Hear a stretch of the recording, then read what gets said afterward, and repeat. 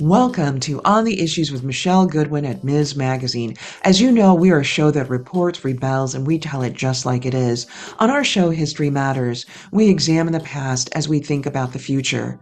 And we're interrupting our scheduled programming to bring a special episode to you about what's happening in Iran, about the 14,000 arrests that have taken place since September, the high rate of children that have been killed and protesters that have been killed, all in the wake of the death of Zina Mahsa Amini, a 22-year-old Kurdish girl who died after the trauma and violence inflicted upon her by the Islamic Republic's morality police for wearing an improper hijab.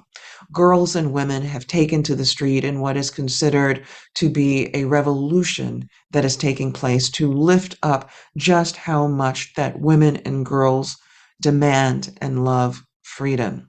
And men and boys are joining them too. In just over the past 6 weeks, there have been thousands of men, women, and children who have been arrested. According to the UN, over 14,000 of them have been arrested defending human rights and uplifting the voices and concerns of women and girls.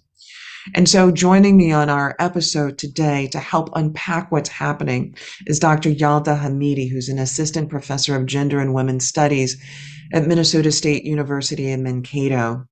She identifies as a feminist, a mentor, and storyteller. She works on feminist issues and is from Iran. And I'm also joined by Dr. Parmes Khatibi, who's engaged in solving some of the most pressing issues of our global economy and who's deeply involved in what's happening in Iran right now, lifting up the concerns of girls and women domestically in the United States, but bringing attention to the issues that are taking place in Iran. She's one of the leading experts in mental health and wellness services and is a clinical specialist at the University of California Irvine Medical Center, as well as a clinical adjunct professor for the University of California, San Francisco in the School of Pharmacy at USC.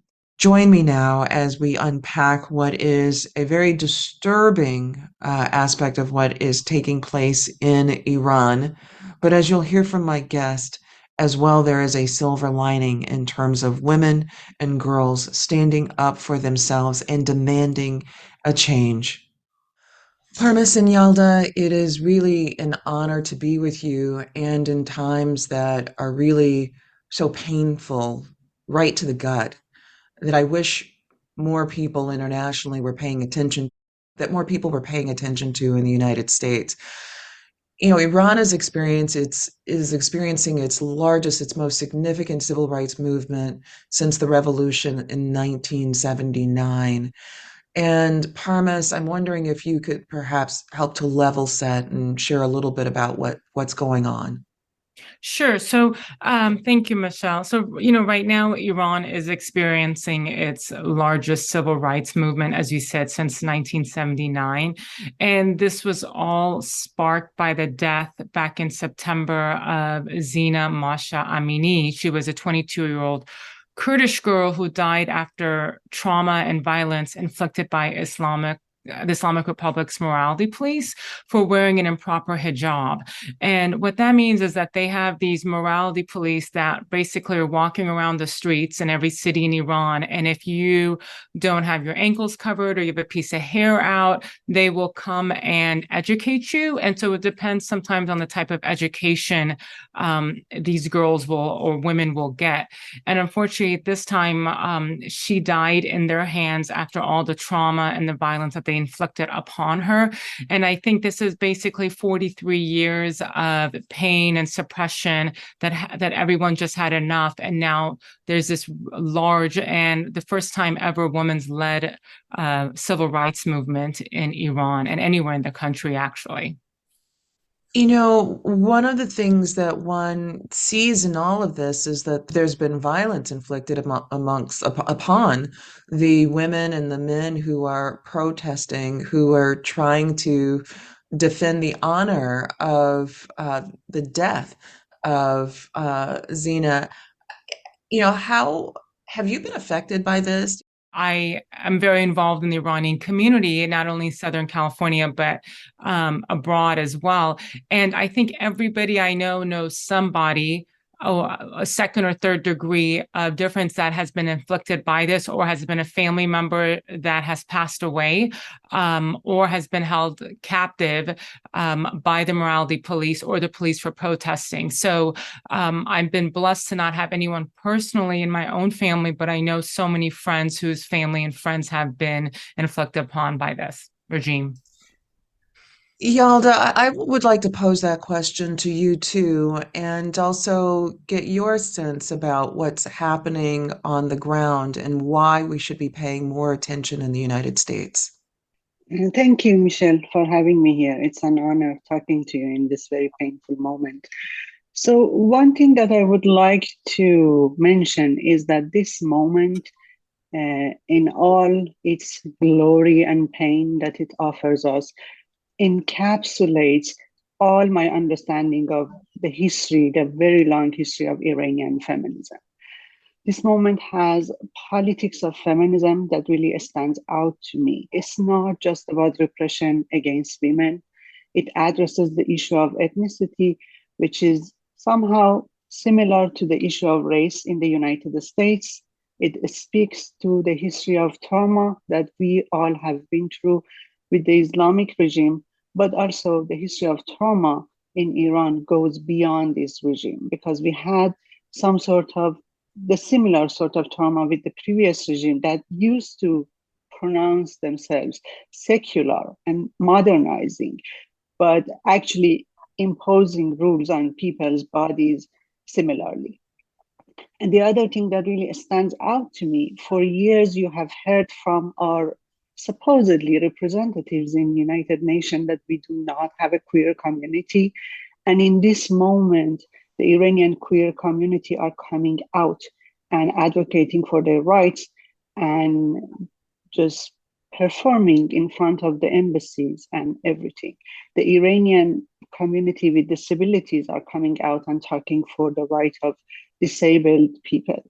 And one other thing that really stands out to me is the social class issue in this matter. You see people not just from upper class Tehran, middle class Tehranis, but also from all sorts of neighborhood in the metropole of Tehran, but also across the city, from rural areas, from smaller towns coming out and shouting for women life freedom. I think this moment is going to tell the world about who we are and what we stand for, and also what we have gone through. I have all my family back in Iran. And something that's really important to me is the history of trauma. The trauma is not just a person getting shot or a girl experiencing police brutality.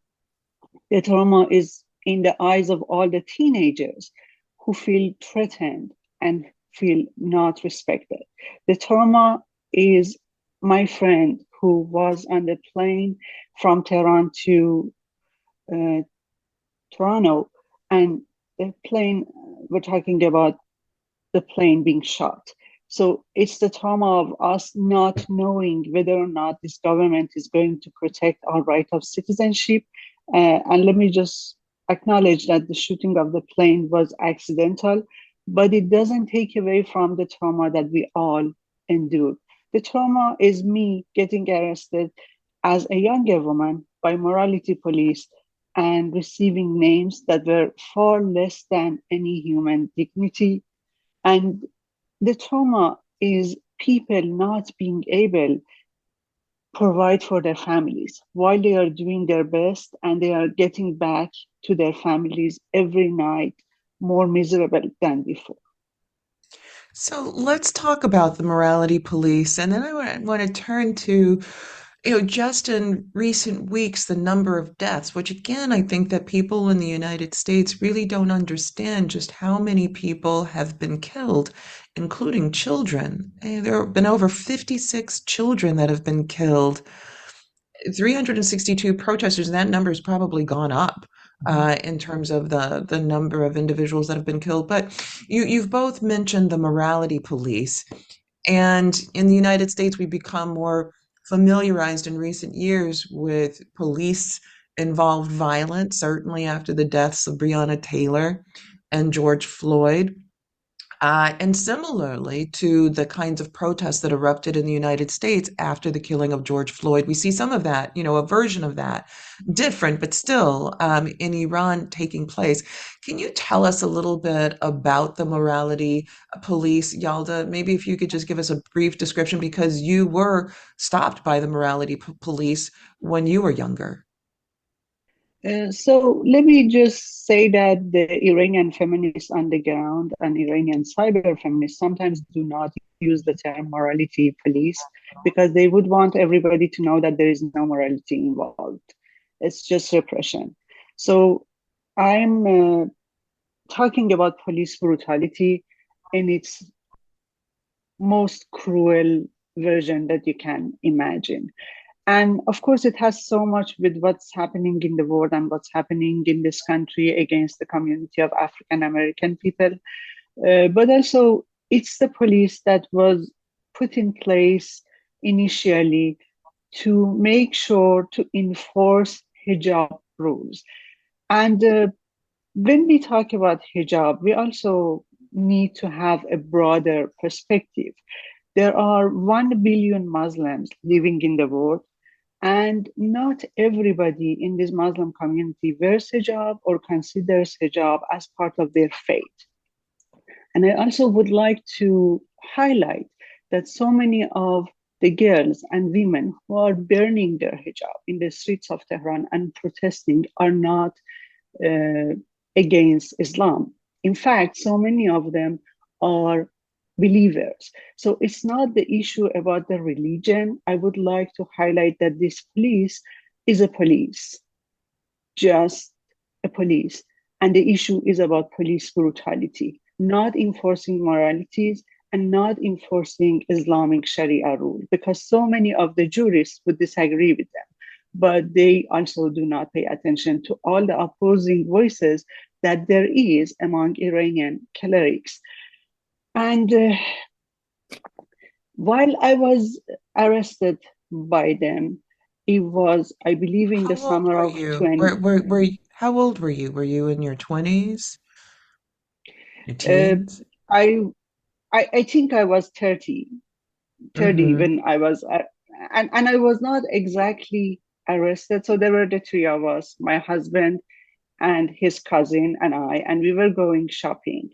And the cousin stayed with us over the night. We were very happy to have her. And at the end of her sleepover at our house, we wanted to take her into shopping. And then all the three of us were heading into her house.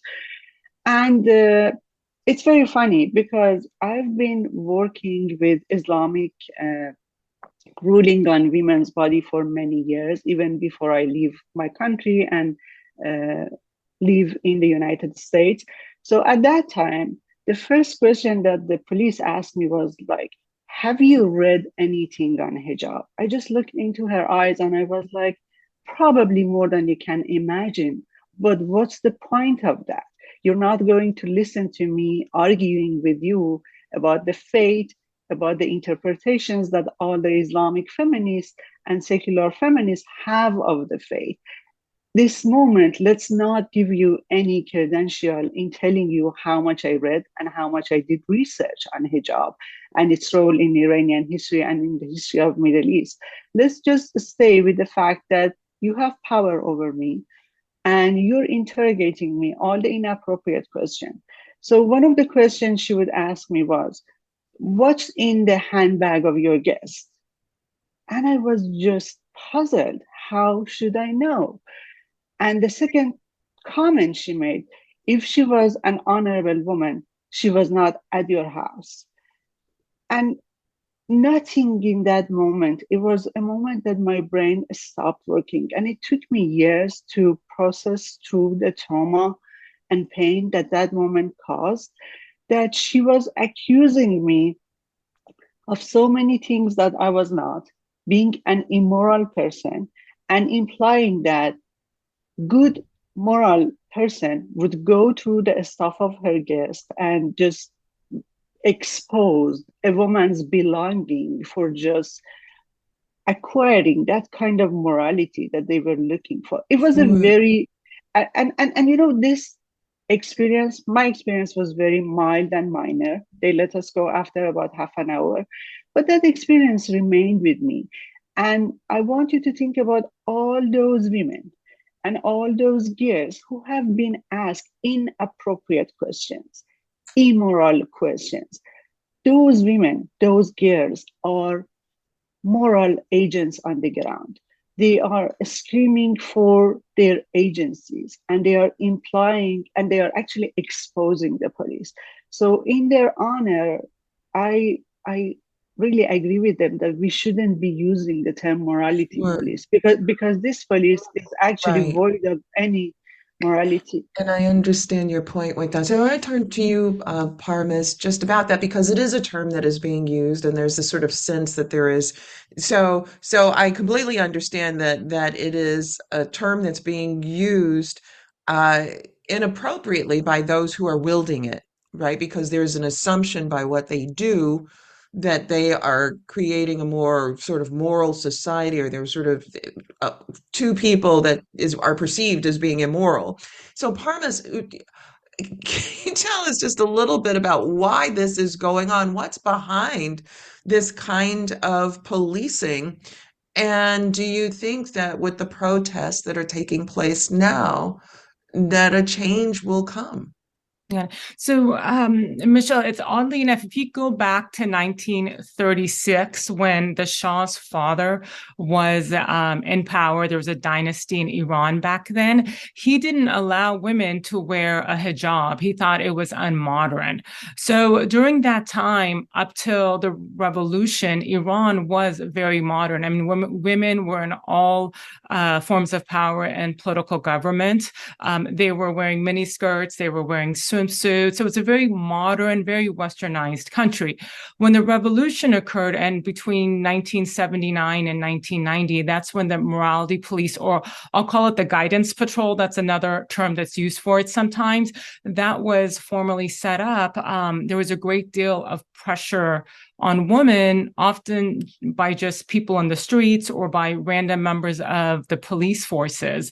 And this is completely focused on women. And it's really an example of how the states will take women's rights and abuse them. And in this particular case that we talked about, it was a young woman who died as a result of simply not wearing her veil correctly. And that triggered a lot of people in Iran who are already feeling a great deal of grievance against the way that the state has been handling their economic futures and their ability to feel a sense of liberty and exercise their rights. And I think that's the reason why this guidance patrol, morality police has become such a target, and the upset that we're seeing sweep through the country. Now, with that being said, we've gone too far to turn back. So the reprimands of stopping, not only in the US and across the world and in Iran, all of these rallies and protests we're putting to amplify their voices, is because there has to be some type of regime change. I compare the people of Iran kind of like the government of Iran is North Korea and the people of Iran are South Korea. There is no ideology that matches one another. And they can't turn back, because I feel like if they do stop or turn back, the reprimands are going to be so much more harsher by this government on them. And the people I've spoken to in Iran have just said amplify our voices, because when internet is available and they can hear and see all of our posts on social media, it just gives them more power to know that there's support for them to keep moving forward and demanding change. So, Parmesan, I want to follow up because people then would wonder, based on what you've said, the governments like North Korea and the people are like South Korea, how does this government get into place? How does this government sustain? I mean, people in the United States really are so far removed. Can you help to explain that? When the revolution occurred, I mean, some people will say it was the doing of the CIA and the US. I mean, there's so many theories about why this revolution occurred. I don't want to go down the political aspect of it, but Yalda, you're more than welcome to turn in. But, when you suppress your people, when you cause fear towards them, when you when you lead by fear, and cause so much suppression, that is how they've stayed in place. And unfortunately, if you don't have, the military, the police on the side of the people, what do they have to fight with? Just stones. What are stones going to do against all the ammunition they have?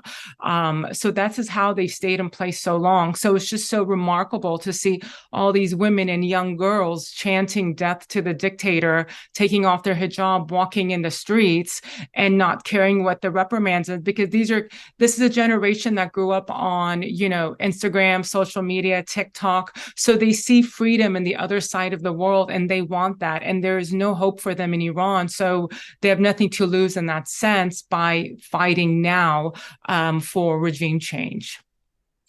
So, Yalda, I want to pick up on that with regard to the regime that's in power and the fact that women and girls are fighting back. This is a regime that has also said that it's willing to put to death people who've been protesting. Can you lift a bit of that up? Because it's really quite extraordinary for a government to say that it's willing to kill its protesters. I would like to take a step back because it's a very privileged podium that we're talking to, and I have some personal opinions on the matter. But I would like to highlight that with a country as large as Iran, with more than 80 million population, and with history of feminism that goes beyond a century, we have multiple voices among the feminists. And Parmis addressed one of the voices that are loud, and we hear them more often in the United States because of the access and the privilege that people who advocate for this voice have. And I have some agreements and disagreements, but I don't think at this point what I think is the most important issue. So I just want to give you a background view of different branches of feminism in Iran. We have at least 4 different branches, and it's so expected that these people have disagreements on different issues with each other. We have the history of the secular feminism that goes back to 1905. We have the history of leftist feminism that comes with the existence of the leftist movement in Iran. And we have the history of Islamic feminism, which is the newer version of Muslim women advocating for feminism based on faith, came about in about 1970s across the world. And as Parmis mentioned, we have the cyber feminism right now, and cyber feminists have at least 2 groups in them. So after the repression of the regime on so many feminists on the ground, and we're talking about Mahmoud Ahmadinejad regime, and we're talking about the election that we believe was hijacked by him, so many of the feminists had to leave the country and they couldn't get their voices across anymore. Those feminists right now living across the globe, but you can find them on different social media trying to raise their own voices. And these are the first group of the Iranian cyber feminists. And the second group that I would like to mention are the youth that Parmis talked about them. So right now we have 13-year-old and 16-year-old who are TikTokers and vloggers, and they are on Instagram doing their work. And so many of those kids were in the streets, and we lost so many of them, just as you mentioned. I would love to have a show where we could go deeper into aspects of that history. Yes, thank you.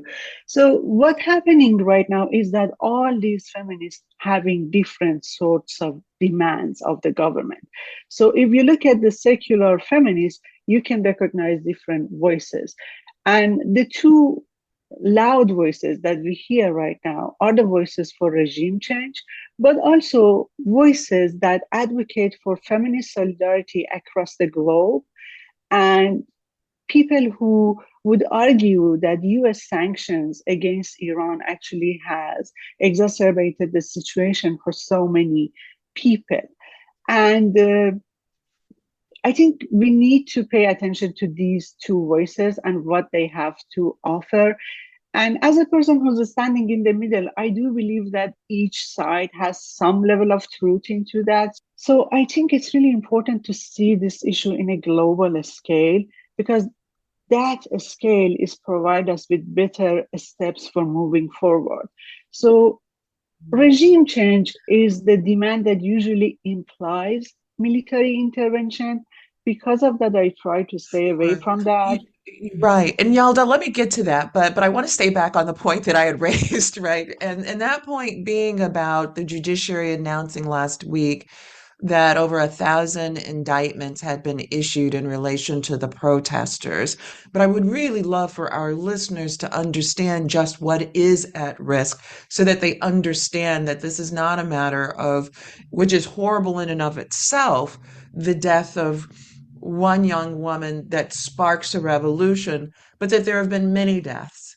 And that now the judiciary has announced over 1,000 indictments. And then there have been other accounts that even more than that, that may lead to execution. And, there are news reports saying, well, of course, the sort of announcement of the proposed executions will not be taking place. But I just think it's so important that people sort of understand just what is, sort of lifting up in the air in Iran right now. And so, Parmes, I wonder if you might be able to speak to that. Do you have any kind of clarity just on what those indictments represent? Should people be worried that those indictments, that level of indictment, will actually lead to punishment and death?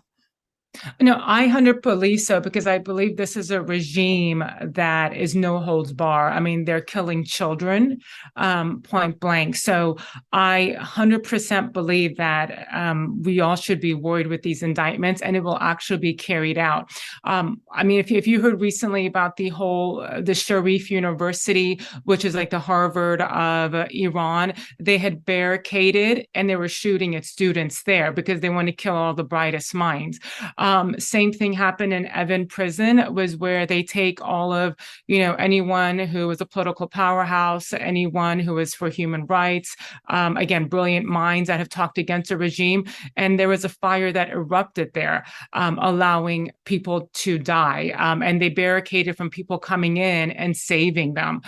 So this is a regime that I personally believe has no holds bar, and it will carry these out. I mean, they hang people if you are gay, you're hung in Iran for being gay. So, I mean, this is a very brutal regime, and I would definitely be very concerned about these indictments. And we do need to somehow get involved, because they will carry these out, in my opinion. And then just to clarify for our listeners, so we know that there have been over 1,000 indictments.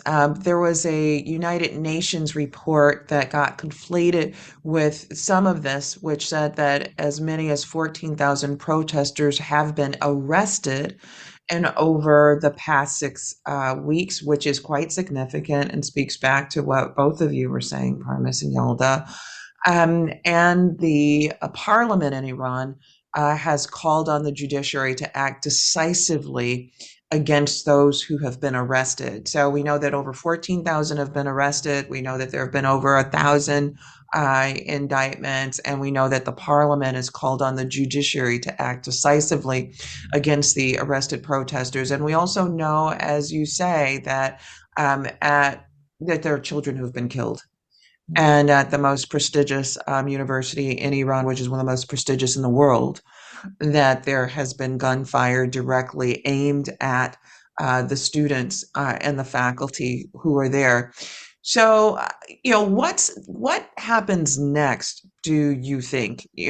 How in the world, how should governments get involved? How should activists get involved? How should women's groups that in the United States that embrace women's rights, that embrace feminism. What should they be doing and paying attention to in this moment? I'll start with you, Yalda, and then I'd like to hear from you, Parmis. This is a very difficult question. And there are a couple of suggestions in the air, and I try to pick up from what I heard. But it's a very difficult moment if you subtract the military intervention, which is something that I don't believe in. What else we can do? One of the things that I'm hearing from feminists on the ground that they're really looking for is different groups of feminists across the globe showing solidarity. So recently, we had a letter signed by Palestinian feminists just taking a stand and saying no to what Islamic regime is doing in the name of Islam to Muslim women. Keep in mind that this regime has made a claim that they've been supporting Palestinian women's rights for the past 40 years. So it definitely means something when Palestinian women refuse to accept that kind of support and stand with Iranian women who have been gone through police brutality. We have seen marches in the streets of Kobani and all the cities that you wouldn't think of necessarily, but women are showing up and just disowning this regime and dishonoring what they are doing in the name of Islam. I would like to actually, on top of feminists, encourage all the Muslim world to please come out and lend us your voices and say no to what's happening in the name of religion, because we know that this is not a religious issue. And what else is to do? I know that there are abolitionist feminist groups working on different issues. Some of them are located in California. Some of them are trying to get internet to the hands of people in Iran. And I know that there are technical ways and governments can do things and corporations can do things. For example, because of the sanctions, people can never use their iPhones in full capacity in Iran. I'm one of those people. Whenever I travel to Iran, there used to be problems with using different apps on my phone. So one of the things that I can ask for, and I think is useful, is removing those kind of sanctions so people on the ground have access and can get their voices and demand and can tell us what's exactly necessary for them in this moment. And the other thing that comes to my mind is what you're doing, Michelle, and I'm very grateful for that. Get the voices across. Let people know what's happening, and let's not keep our eyes from what's happening, because just as Parmeet said, it's a huge brutality, and there is no way that we can ignore that and leave Iranian people alone with a government that holds no moral at this point for just moving forward with some of these criminalization and indictments. The other thing that I want to talk to more academic audience who are hearing my voice is that know that this moment is the moment of trauma. And thanks to our sister feminists, we know a lot about students who deal with police brutality and come to class. Know that the Iranian community in America and across the world, and I'm talking about students, graduate students, are coming to your classes with trauma. Please, please, please be there for them. Provide accommodation. Know that the trauma changes the brain and you cannot have the same expectations of your colleagues and of your students. And one of the other things that I would like to see happening on the ground is different opportunities for Iranian scholars who would like to leave Iran immediately. I'm serving on the Global Education Council on my campus, and I would like these councils and these DI committees to move fast and provide funding for people who need to leave the ground immediately. Journalists, feminists, academics who experience trauma and their lives has been threatened by the government. Yalda, I really appreciate you mentioning the coming back to the matter of trauma and coming back to the issue that it threads globally. And there is a very large expatriate Iranian community all around the world, right? And including in the United States. And there are friends, our students, our colleagues. And I really appreciate your mentioning that, the matters that are going on back in Iran are those that touch them deeply. Parmis, I'd like to turn that question to you that I, started with, which is, what are the next steps? What can be done? What should people have on their minds and be doing, looking to do? Well, I think I've had so many people ask me this question, what can we do to help being here? One is just to keep raising your voice. Your voice is powerful, and keep raising it and tell people to stand with you. Secondly, we're all global citizens, and I think showing your solidarity by sharing a message of why you stand with the women of Iran is very important. Third, I would say, attend events where you learn about oppressed communities. There's no way to learn about human rights violations than attending events that talk about that, are going to actual areas, even within the US, that are oppressed communities or marginalized communities. That's very important. And share posts that you see on protests so other people in your community can know about it as well. And then, donate or support human rights organizations. And I think a lot of times we think, oh, something is happening abroad, it doesn't affect us here. But I firmly believe that what occurs globally affects us here locally. And we've seen that in so many ways. So I think it's important for us here, wherever you are, is to get involved in your local community. And also don't forget to reach out to your elected officials and let them know, because if you don't speak up and don't have a voice, no one will know what you're fighting for or what you're advocating for. So I think there's just some important things that we all can do to help move it along a little bit better. We've reached this time in our podcast. Every episode, we ask about a silver lining. And, it can be heart-wrenching, sort of coming from spaces where there's so much that has been broken. And yet within those spaces that are broken, it's amazing how people share of themselves, how they fight for justice, how they lift up. And so I want to ask each of you what that silver lining happens to be in these times. And I'll start with you, Parmis. I have to first say, Michelle, that it's so ironic because Iran, or Cyrus the Great, he was the first king of Persia, and he's the one who wrote the Human Rights Declaration on the Cyrus cylinder, actually. And that was in like 539 BC, where he said everyone is free to choose their own religion, establish racial equality.